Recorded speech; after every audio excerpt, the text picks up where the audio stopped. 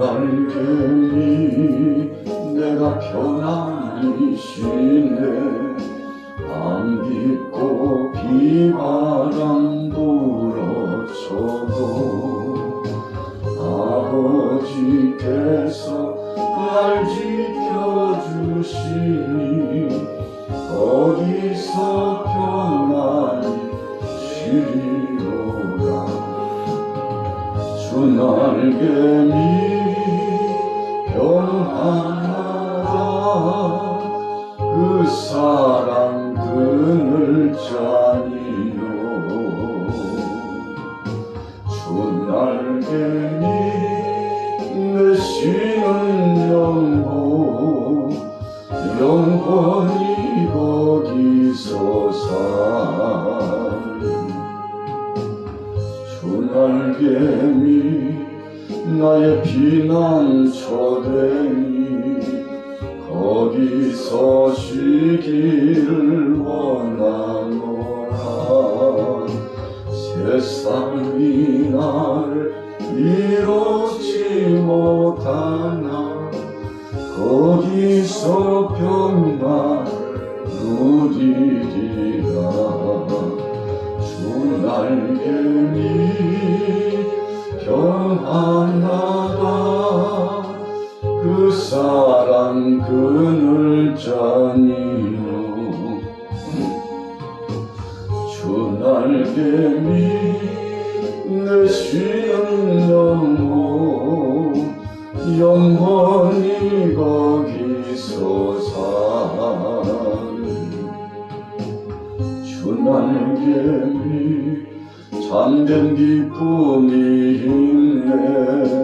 고달픈 세상 길 가는 동안 나 거기 숨어 돌보심을 받고 영원한 안식을 얻으리라.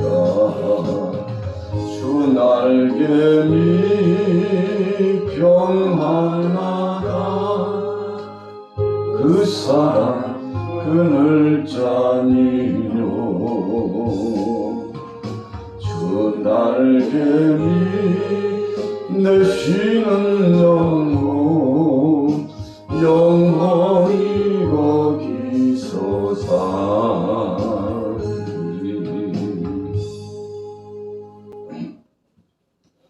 아멘. 은혜 받으실 말씀 마가복음 10장 1절에서 12절까지 말씀 교독하도록 하겠습니다. 예수께서 거기서 떠나 유대 지경과 요단강 건너편으로 가시니 무리가 다시 모여들거늘 예수께서 다시 전례대로 가르치시더니 바리새인들이 예수께 나와 그를 시험하여 묻되 사람이 아내를 버리는 것이 옳으니까. 대답하여 이르시되 모세가 어떻게 너희에게 명하였느냐. 이르되 모세는 이런 증서를 써주어 버리기를 허락하였나이다. 예수께서 그들에게 이르시되 너희 마음이 완악함으로 말미암아 이 명령을 기록하였거니와 창조때부터 사람을 남자와 여자로 지으셨으니 이러므로 사람이 그 부모를 떠나서 그 둘이 한 몸이 될지니라. 이러나 둘이 아니요 한 몸이니. 그러므로 하나님이 짝지어 주신 것을 사람이 나누지 못할지니라 하시더라. 집에서 들려가신 일을 누리니 이르시되 누구든지 그 아내를 버리고 다른 데 장가 드는 자는 본처에게 간음을 행하며 또 아내가 남편을 버리고 다른 데로 시집을 가면 간음을 행함이니라. 아멘. 오늘 본문 말씀 마가복음 10장 1절에서 12절까지의 본문의 말씀의 주제는 이혼에 대해서 바른 정의로 가르치신 예수님, 이혼에 대하여 바른 정의로 가르치신 예수님이라고 하는 제목으로 함께 은혜를 나누고자 합니다. 자, 성경 속에 말씀하고 있는 오늘날이나 이해나 이 사회의 문제가 되고 있고 가정의 문제가 되고 있는 이혼에 대한 정의는 어떤 것입니까? 결론적으로 말씀드리면 이혼해서는 안 된다라고 말씀하고 있습니다. 바리새인들이 예수님이 오시는 것을 보고 아주 초집중하고 깊은 관심을 가졌습니다. 그리고는 의도적인 질문을 던졌습니다. 2절 말씀에 보니까 시험하기 위해서 물었다고 했습니다. 사람이 아내를 버리는 것이 옳습니까? 그렇게 물었습니다. 이 당시에 사회 문제였습니다. 많은 남성들이 아내 버리기를 아주 쉽게 생각을 했던 거죠.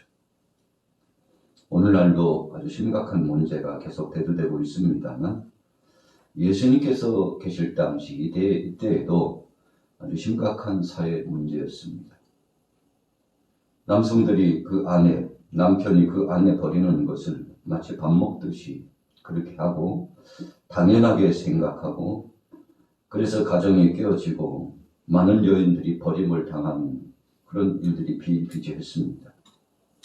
이런 병폐가 과연 성경적으로 볼 때 옳은 것인지에 대한 바른 정의를 예수님께서 내려주시기를 원했습니다. 그래서 시험했다라고 하는 것은 아주 곤란한 질문을 해가지고 공공하게 궁지에 몰아넣겠다는 뜻이죠. 왜 곤란한 것입니까? 이 시대적으로 상당수의 많은 사람들이 보편적으로 그냥 그렇게 해도 되는 것처럼 생각하고 있었기 때문에 예수님께서 이것에 대한 성경 속에서 바른 정의를 내리셨을 때 적지 않게 파장이 심하게 다가올 수 있기 때문에 그렇습니다. 그래서 어쩌든지 이런 문제를 부각시켜서 예수님의 그 성업을 이루어 나가는 복음 증거 사역, 하나님 나라 말씀 확장하는 사역을 방해하고자 하는 것, 예수님의 입지가 좀 좁아지기를 원했던 바리새인들, 이 율법사들의 생각이었던 것이죠. 그래서 어떻게 대답하나 보자. 참 오늘 이제 저 양반은 이제 앞으로 더 이상 이 동네 저 동네 다니면서 사역 진행하기는 글렀을 거야. 대답은 뻔하잖아. 성경 속에서 안 된다고 할 게 뻔하잖아. 아마 그런 의도성을 가지고 질문을 했음을 우리는 알 수 있습니다. 그때 예수님께서 바리새인들이 가장 추앙하고 그리고 마치 멘토처럼 정의를 내려서 살아가고 있는 율법의 역사를 선포해주고 시내산에서 하나님의 말씀을 받아서 나타내 주었던 모세의 예를 들어서 예수님께서 의도적으로 질문을 또 하셨습니다. 자, 3절에 보세요.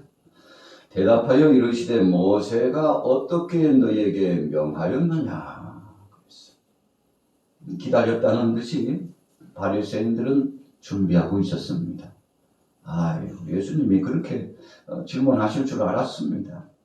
또 그런 답안을 주실 줄 알았습니다. 4절에 보세요. 이르되 모세는 이혼 증서를 써주어 버리기를 허락하였나이다. 신명기 24장 1절에서 4절을 인용해가지고 예수님께 반박한 겁니다. 그러면 그렇죠. 우리가 성경도 안 보고 질문한 줄 압니까? 성경에 보니까 신명기 24장 1절 4절에 모세는 이혼 증서를 써주어서 버릴 수 있다고 했지 않습니까? 오늘날 이 사회적인 문제, 가정 안에 나타나고 있는 이 문제는 당연히 이혼해도 되는 거 아니겠습니까? 예수님 앞에 대답을 했던 것이죠. 그때 예수님께서는 5절부터 말씀합니다. 예수께서 그들에게 이르시되 너희 마음이 완악함으로 말미암아 이 명령을 기록한 것이다. 그랬어요. 본신은 하나님의 뜻이 아니니라. 모세가 시대적으로 그 당시에도 문제되고 있는 사회적인 문제 가운데서 특별히 여인들이 정말 가정 안에서 파괴적인 행위나 역사를 진행했을 때 이혼 증서를 써서 간음하고 그리고 하나님 앞에서 볼 때 참 바르지 못한 행동을 했을 때 이혼 증서를 써주도록 그렇게 했지만 사실은 마음이 완악했기 때문에 완악한 대로 버려두고 허락한 것이지 본신은 그렇게 해서는 안 되느니라. 그런 뜻이죠. 자, 마음이 완악함에 대해서 말씀했습니다. 모세가 말씀을 전해 주었던 이혼 증서에 대한 말씀도 역시 마찬가지였다는 것입니다. 그 시대적으로 마음이 완악했기 때문에 악한 저들이 강력하게 요구하니 그 사회적인 문제를 어쩌든지 수습하고자 하는 그런 방책으로 준 것이지 사실은 그렇게 하는 것이 하나님의 뜻은 아니라는 것입니다. 그렇다면 오늘 의도성을 가지고 질문했던 바리새인들과 주위 사람들도 마찬가지였습니다.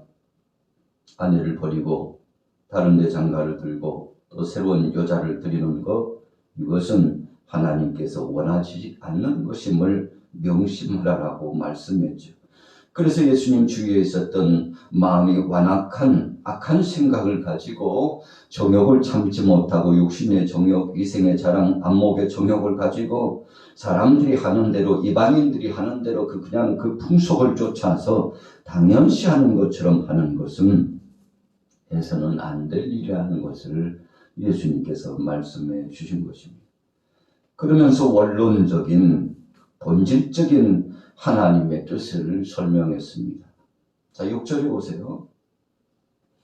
창조 때로부터 사람을 남자와 여자로 지으셨으니 하나님께서 사람 혼자 독차하는 것이 좋지 못하여 그를 잠들게 하시고 갈빗대를 취하여 하와인 여자를 만들어 그에게 붙여주었는데 얼마나 기뻐하는지, 얼마나 좋아하는지. 비로소 하나님이 보시기에도 둘이 한 몸처럼 되어서 함께 하고 있는 것이 참 좋아 보였고 하나님께서 복을 더하여 주셨다는 것입니다. 7절에 보세요. 이러므로 사람이 그 부모를 떠나서 그 둘이 한 몸이 될지니라. 이러한즉 이제 둘이 아니요 한 몸이니.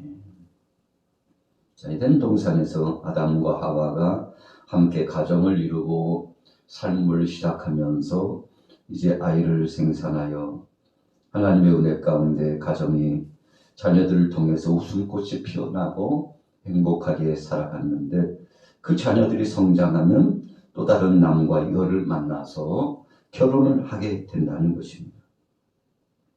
이것은 하나님께서 제정하신 거라는 것입니다. 그래서 결혼은 남과 여가 만나서 한평생 하나님께서 그 관계를 죽음으로써 떼어놓을 때까지 결단코 그 관계를 끊어서는 안 되며 서로 사랑하며 서로 배려하고 사람 위에 사람 없고 사람 아래에 사람 없으니 남과 여를 무시해서도 않고 여가 남을 무시해서도 안 되며 서로 존중하고 사랑하고 배려하면서 가정을 이루어 함께 살아가기를 하나님은 원하셨다는 것입니다. 자, 왜 사람들이 이혼의 문제를 가지고 갈등을 합니까?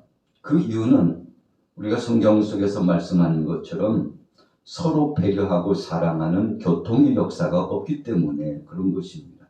육신의 정욕 때문에 자기 욕심에 끌려서 하나님이 왜 내게 남편을 주시고 하나님이 왜 내게 아내를 주셨는지 그 근본적인 이유를 알지 못하고 서로 부족함을 보듬어주고 위로하고 협력하고 배려해주는 마음 없이 사람 위에 사람들이 군림하려고 하고 그리고는 지배하려고 하는 욕심 때문에 가정이 파괴된다는 사실을 분명히 말씀해 주시는 겁니다. 그래서 사랑의 관계, 함께 해야 될 동반자의 관계를 말씀해 주시는 겁니다. 9절 말씀해 보세요. 8절 말씀해 보세요. 그 둘이 한 몸이 될지니라 그랬어요. 자, 한 몸이라고 하는 것은 그 몸 안에 있는 지체가 서로 부정해서는 안 된다는 뜻입니다. 그리고 이러한즉 이제는 둘이 아니요 한 몸이 되었다고 선언해 주셨습니다. 하나님이 짝지어 주신 것을 사람이 나누지 못할지니라 아주 확실한 정의를 내려주셨습니다. 그렇다면 왜 이혼이 발생하는 것입니까? 가정이 왜 깨지고 남과 여가 끝까지 하나같이 되어서 행복한 삶을 유지하지 못하는 것입니까? 한 몸이라고 생각하지 않기 때문에 그렇다는 것입니다. 자, 그래서 이런 아름다운 관계가 가정 안에서 계속 이어져 나가서 한 몸. 그래서 우리가 고린도서의 말씀에도 은사론을 말씀해 주면서 은사를 가진 자들이 서로 부정해서는 안 된다고 말씀하고 있죠. 교회 공동체 안에서 모든 지체들이 주님의 몸된 교회를 섬기면서 서로 필요한 존재요, 배려하는 존재요, 그리고는 함께 협력하는 존재임을 말씀해 주셨던 것처럼 오늘 8절의 의미도 같은 성격이 있다는 사실을 기억합니다. 그렇다면 서로 필요한 존재라고 생각한다면 서로 돕는 존재라는 사실을 생각한다면 서로 붙들어주고 위로해주고 협력하는 한 몸이라고 한 존재를 생각한다면 결단코 남과 여가 가정을 이루고 나서 서로 하나님이 짝지어 주시는 것을 나눌 수 없다는 사실을 분명히 말씀하고 있는 것입니다. 예수님 계실 당시에도 심각한 사회 문제였습니다. 왜 그렇습니까? 로마의 압권 안에서 많은 남성들이 징용으로 끌려가고 여성들도 마찬가지입니다. 적지 않게 가정이 어수선했습니다.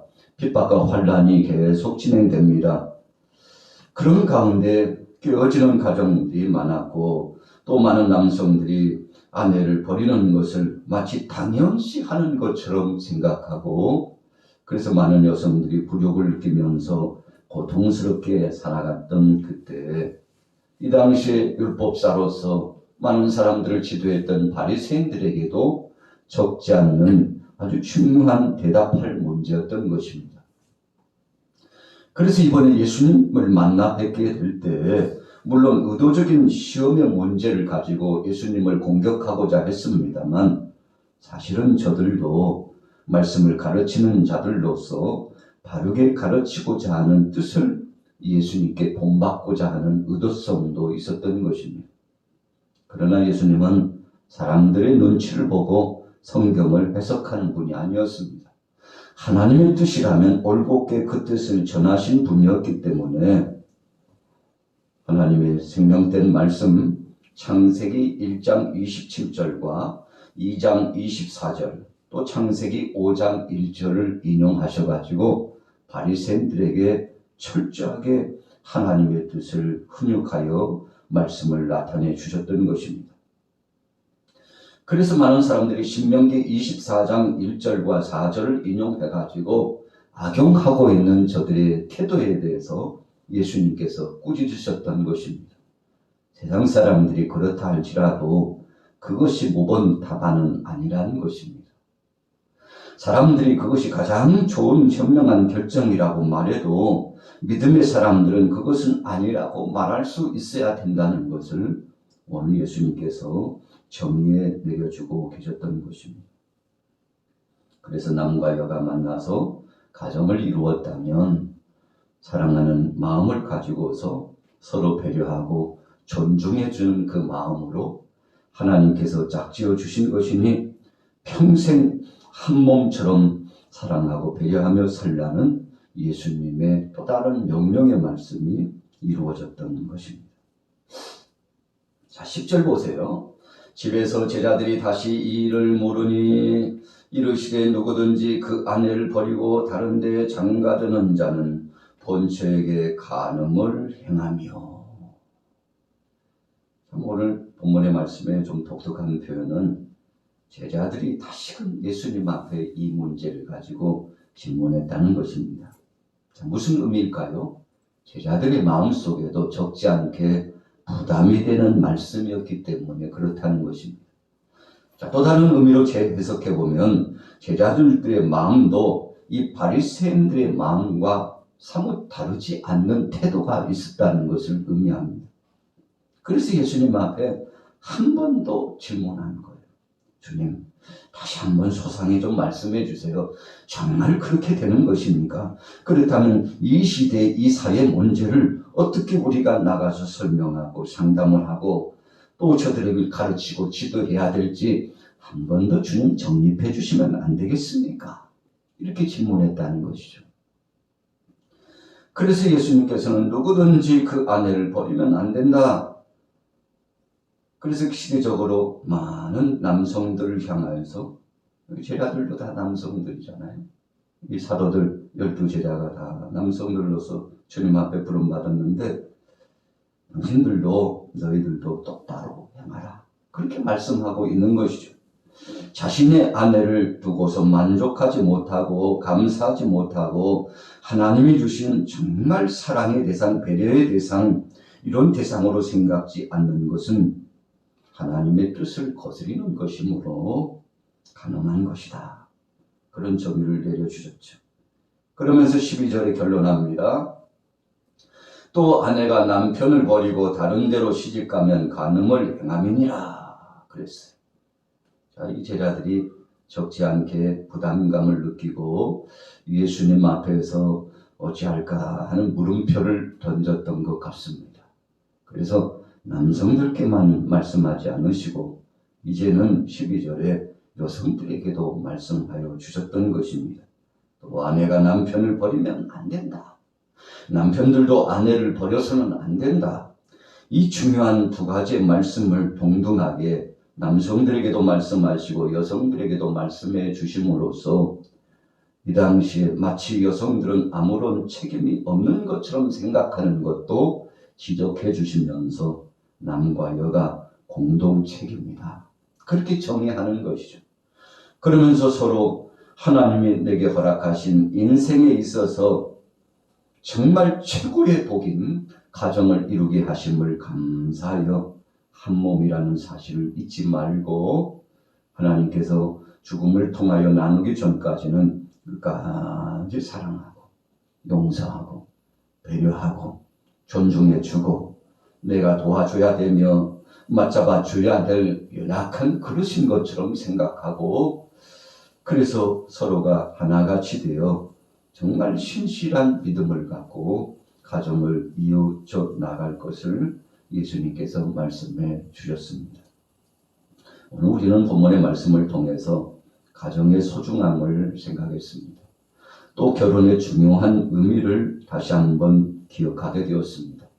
세상의 풍조가 어찌되든지 간에 하나님께서 주신 말씀은 온전한 가정이 끝까지 유지되고 행복한 삶을 살기를 원한다는 사실을 다시 한번 기억하면서 우리 남성들에게도 또 여성들에게도 공동의 책임이 있다는 사실을 알아 서로 배려하고 사랑하는 이런 아름다운 하나님이 주신 복된 미덕이 훼손되지 않는 은혜의 역사가 계속되시기를 예수님의 이름으로 축원합니다.